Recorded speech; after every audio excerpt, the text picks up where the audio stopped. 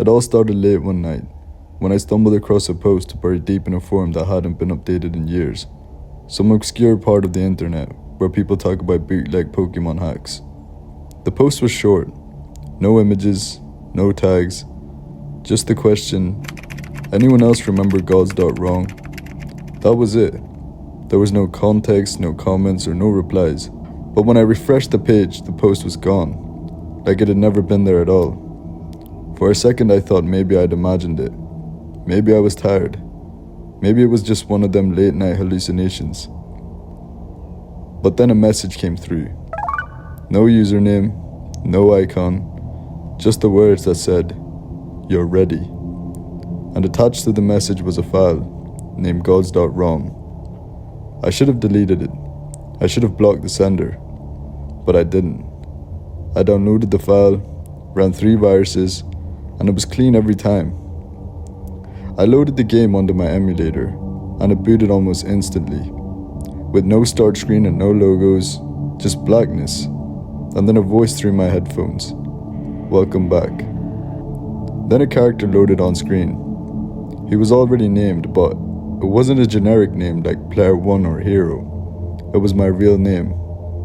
Not my username, my full name, typed in capitalized, perfectly. The character was wearing my hoodie, the same grey one I had on, and the background behind the character, it wasn't a dungeon or a forest or a cave. It was my room, my desk, my plan. The cracked screen I always forget to fix.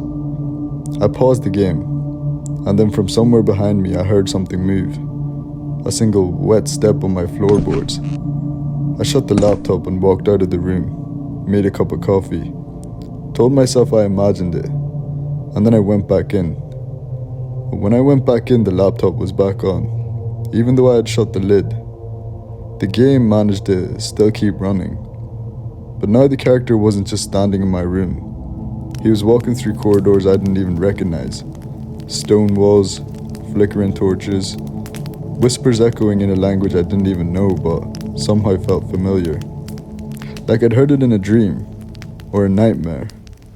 And then the game started showing screens. Not in-game screens, but real ones. Live footage of me. From behind and above. Angles I don't even have cameras for. One showed me sleeping. One showed me brushing my teeth. One even showed me watching the game. Then came the text, white on black. Tell us what you did. Tell us what you buried. Tell us what you are. The character stood in front of 6 doors, each labeled with something personal. Things I hadn't told anyone. Your brother's scream, the night of the fire, the silence that killed her, the name you forgot, the lie you became, the version of you that got away. I didn't touch anything, but the game moved on its own. The door opened, and inside was a mirror, and it showed me, but not quite the version of me that I knew. This one smiled wider.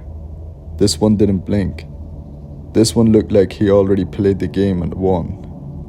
Then the power went out. Total blackout. Everything was silent, but the laptop was still running, still showing the version of me walking out of the mirror. And then he turned around and looked right at the screen at me and said, "You're free now." Since then, he's been living my life.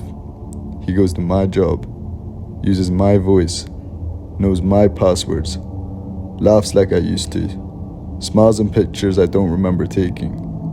And me, I just watch, from the inside, from the dark corners, behind his eyes. He sends the file now to others, always to those who dig too deep, who click too far.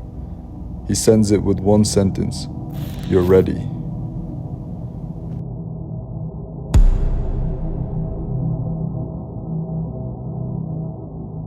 My dog died 3 weeks ago.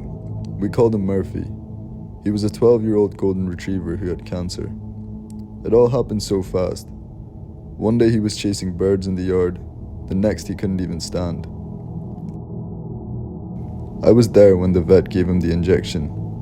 I held his paw, I kissed his head, He wagged his tail once and then nothing. I buried him myself, wrapped in his favorite blanket, underneath the oak tree in the backyard. I cried so hard I couldn't even breathe.